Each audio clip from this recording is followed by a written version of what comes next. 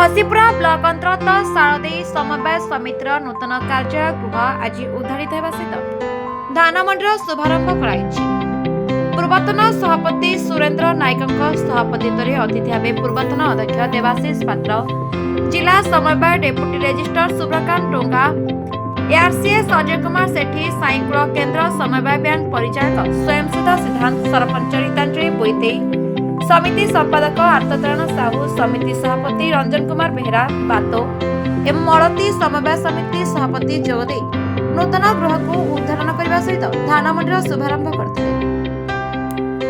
सरकार एफक्यू मान धार्य मूल्य क्विंटाल प्रति 2183 टंका दर में आज चाष धान विक्रय कर अतिथि प्रकाश करते।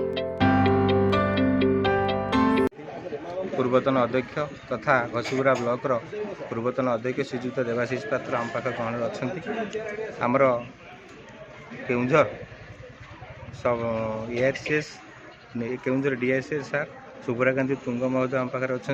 एआरसीएस अजय कुमार सेठी महोदय आम पाखे अच्छा। सहित सालदेई पंचायत सरपंच आम पाखे अच्छा। सहित आम सालदेई सोसाइटर समस्त मेम्बर भाई भौणी मैंने समस्त आम पाखे उपस्थित अच्छी। आज तरुआ शालादेई दुईटा पंचायत जो गोटे मंडी गोटे सेवा समितिर समस्त चाषी भाई मैंने आम पाखे अच्छी।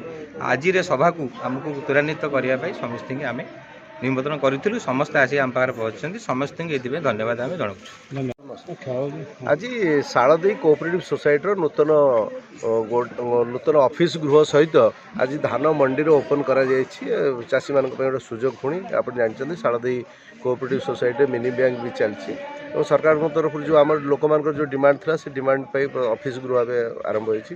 गोडाउन तो अच्छी आप देखिए गोडाउन भी रिपेयरिंग आज आम गहने आज डीआरसीएस सार आसी पहुँचते। एआरसीएस अच्छा आ चाषी भाई मैंने डायरेक्टर मैंने समस्त अच्छा। आशा करें एथर चाषी भाई मान धान टी भलरे बिक्री हम कहीं हैरान हेबेनि से यथेष्ट समस्त रहा। धन्यवाद। घसीपुरा उमाकांत साहू रिपोर्ट संपर्क टीवी ओडिशा।